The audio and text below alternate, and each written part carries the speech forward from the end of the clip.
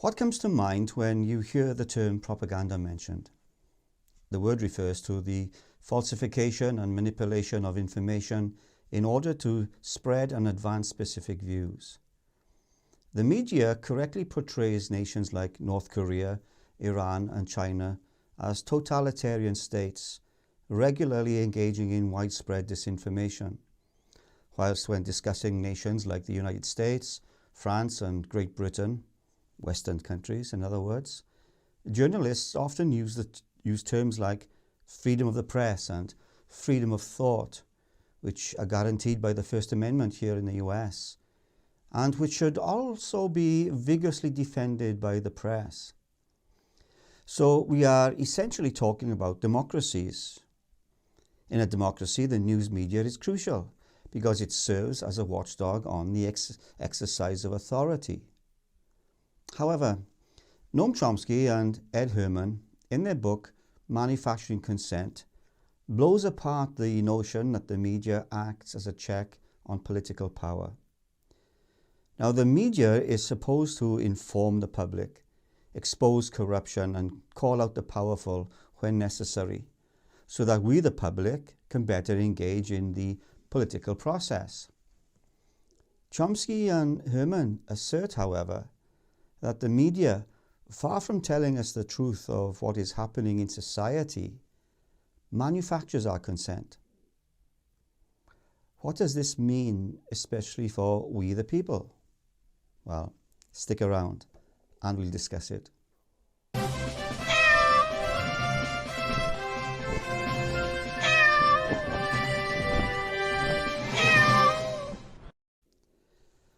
The dissemination of information is vital to a functioning democracy. This is the task of the press, to ensure that information flows. And of course, information is power. Information focuses our attention, which helps to shape how we perceive the world. Information shows us what is possible, which has an impact on how we behave. Change the flow of information and you change a culture. Change a culture and you change the political status. The function of the press is to be the beating heart of our democracy by speaking truth to power. However, if you believe what Herman and Chomsky are asserting, the media's first priority is to inform us of what the powerful want us to know, so that we can be in step with their agenda. It is in this way democracy is manufactured, with the help of the media, of course, that act as propaganda machines.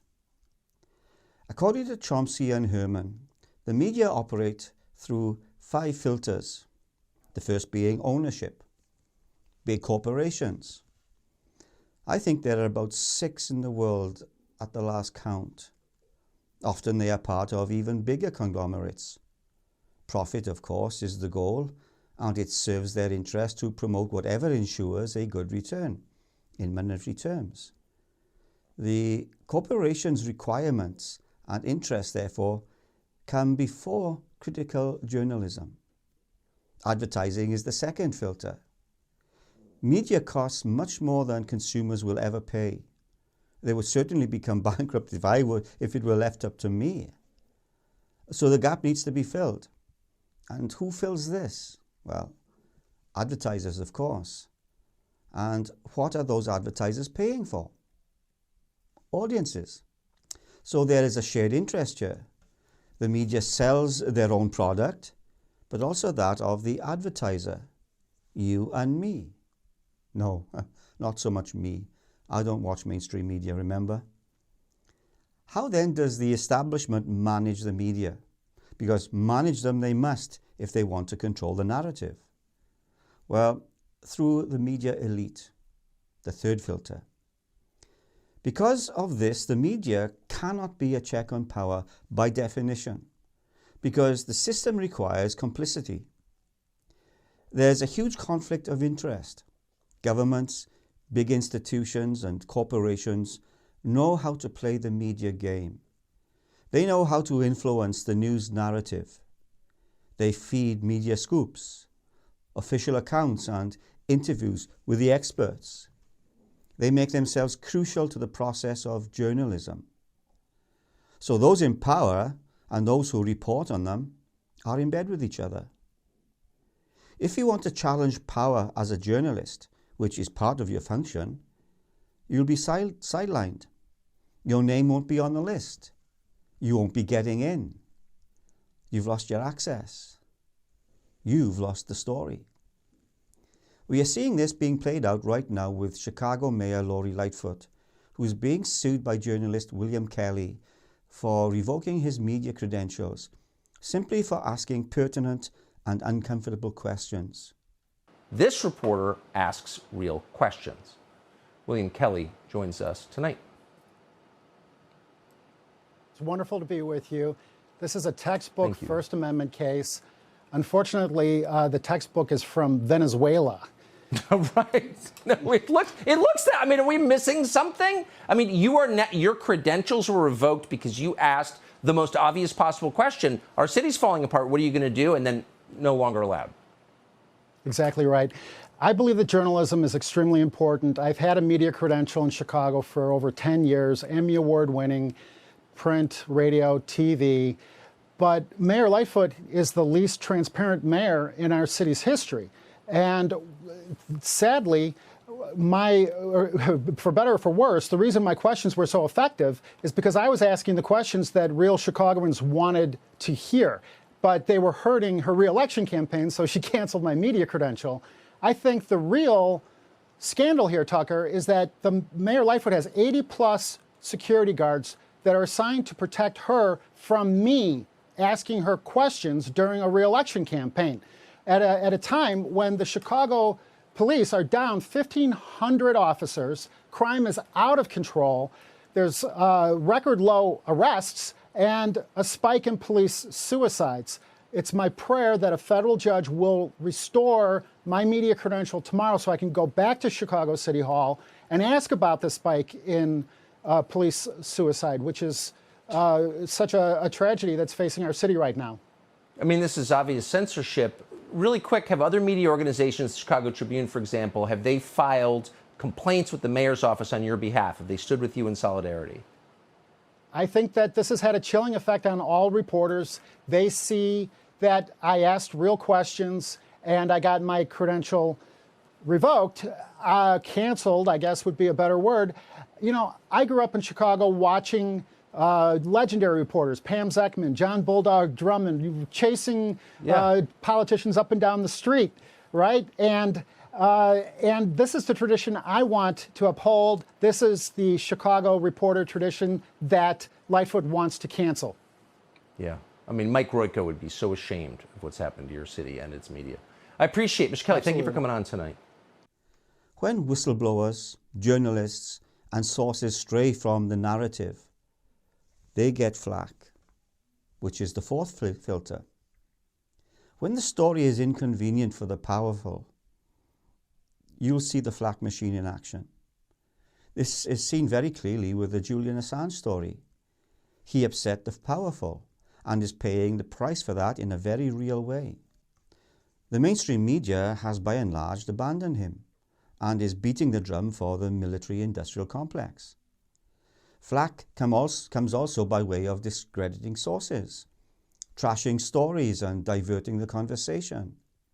Again, this usually comes from the corporate media and not independent journalists, funnily enough, who seem to be the only ones defending Assange. To be a good journalist, you need to have courage. Courage to stand against the powerful. This is lacking in the mainstream media. They are nothing but a bunch of cowardly hacks doing the bidding of the elites, in my opinion. To manufacture consent, you need an enemy, a target.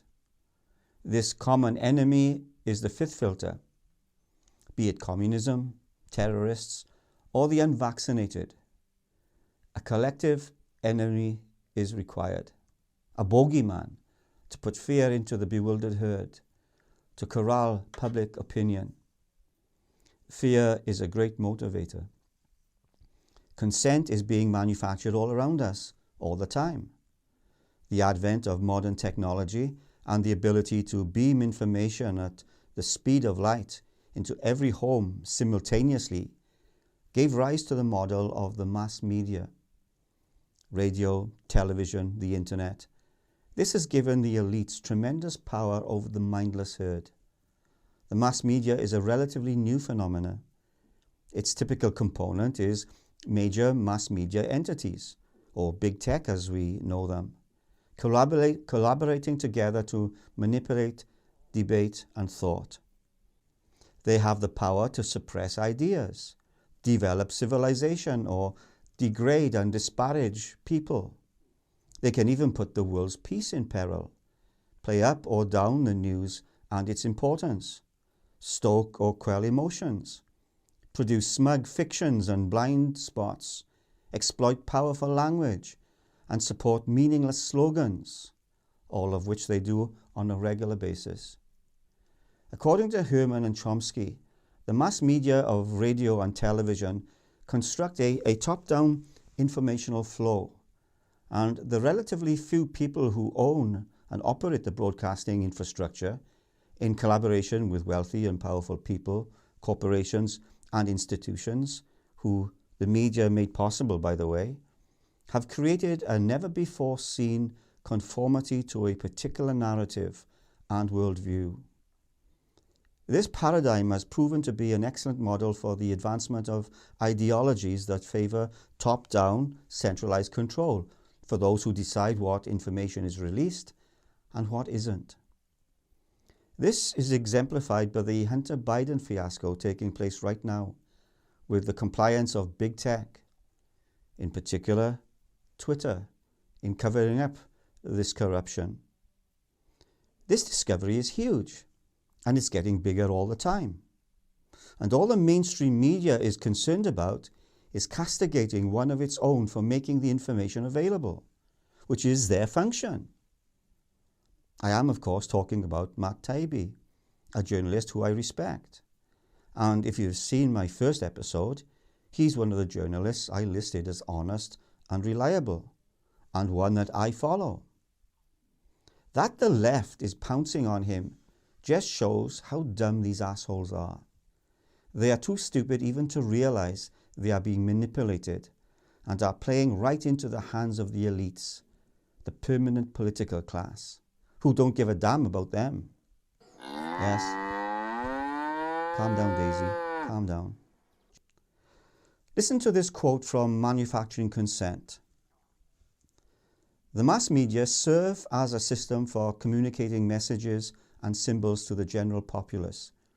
It is their function to amuse, entertain, and inform, and to inculcate individuals with the values, beliefs, and codes of behavior that will integrate them into the institutional structures of the larger society. In a world of concentrated wealth and major conflicts of class interest, to fulfill this role requires systematic propaganda. End quote. Now, in other words, the distortion and manipulation of facts to disseminate and promote particular ideologies. That's what it is. The press is a crucial part of the information dissemination process and play a particularly significant role in reporting on international affairs.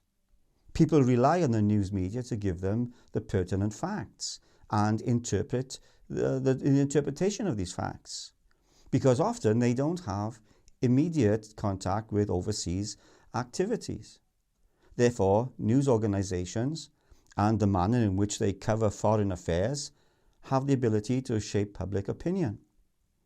According to Herman and Chomsky, the mainstream media's reporting on US foreign policy serves a propagandist purpose, since it deliberately emphasizes and downplays particular material, depending on whether it supports the establishment's narrative or not. As a result, news organizations can manipulate public opinion to support the special interests of that control both governmental and private activity by mindlessly repeating official talking points. Hi, I'm Fox San Antonio's Jessica Headley. And I'm Ryan Wolf. Our greatest responsibility is to serve our Treasure Valley communities, the El Paso, Las Cruces communities, Eastern Iowa communities, Mid-Michigan communities. We are concerned about the trouble and trend of irresponsible, one-sided news stories plaguing our country. plaguing our country. The sharing of biased and false news has become all too common on social media. More alarming, some media outlets publish these same fake stories without checking facts first. The sharing of biased and false news has become all too common on social media. More alarming, some media outlets publish these same fake stories without checking facts first. Unfortunately, some members of the media use their platforms to push their own personal bias and agenda to control exactly what people think. And this is extremely dangerous to our democracy. You should bear this in mind when you next see or hear the reporting of the Russian-Ukraine conflict. Herman and Chomsky's propaganda model is by far the most popular and tested within propaganda studies of the mainstream media's news coverage, especially relating to US foreign affairs. Now, you may be thinking to yourself, well, why are you so worried about this, you grumpy old bugger? Well, consider what you're asking. Remember that propaganda is essentially the act of disseminating information, rumors, or ideas with the intent to benefit or harm an organization, a cause, or an individual. In other words, propaganda is deceptive persuasion used to further a cause. So if you are asking that question, then you are obviously not understanding the implications. You see, most of the time propaganda plays on emotions, and not just negative ones. In addition to appealing to our anxieties, propagandists also tap into our courage, hatred, and love. Because propaganda is fundamentally an emotional manipulation. It means that someone can control our emotions to productive or destructive ends. That's the frightening consequence. Once more, I will remind you of the historical precedents. For this, see my other videos. Seeing how vital all of this is, we must ask, is there an antidote? Now, fortunately there is, but it means getting off your ass and finding out facts for yourself. Truth is the antidote to the propaganda-making process. The best method we have for achieving this is scientific inquiry, which methodically judges conflicting claims based on evidence. That used to be the liberal way. Not anymore, I'm sorry to say. Even at the cost of falsifying or neglecting the evidence, the propagandist process reduces the facts to an agenda. We follow the science. Remember that crafty mantra during the COVID-19 pandemic? That was sheer propaganda. And in retrospect, more people are seeing it for what it is. Thank God. That's the benefit of hindsight. Science pursues factual truth. It follows the evidence wherever it may go. The non-politicized scientific method, and I have to emphasize non-politicized, unfortunately these days, detests anything counterfactual or that hides or distorts the truth. Where humans are concerned, emotional reaction usually precedes reasoned analysis. Take a look at my last video on the greatest threat, if you haven't already. So the appeal to emotion used by the propagandist is certain to be met with a more favorable response than the appeal to reason used by the scientist. Look at the climate change hysteria and the insane remedies suggested by the brainwashed herd. Emotional responses frequently overpower and drown out rational thought and evidence-based reasoning. The propagandist uses this psychological advantage to their gain. The next time you watch corporate media or read a big corporate-owned newspaper, try to see if you can detect the propagandist behind the story. Look for the slant or spin. Usually they're not so far away. Remember, Savvy propagandists are aware that a big part of their strength comes from the fact that their targets aren't aware that they're being manipulated by deception.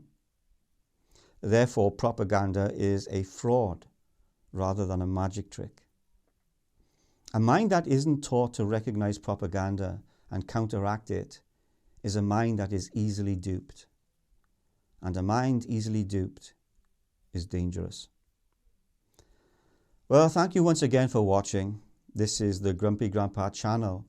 And as always, let your bad-tempered family members or cantankerous friends know about us. We can gripe together. I'm your host, the Grumpy Grandpa. Until the next time.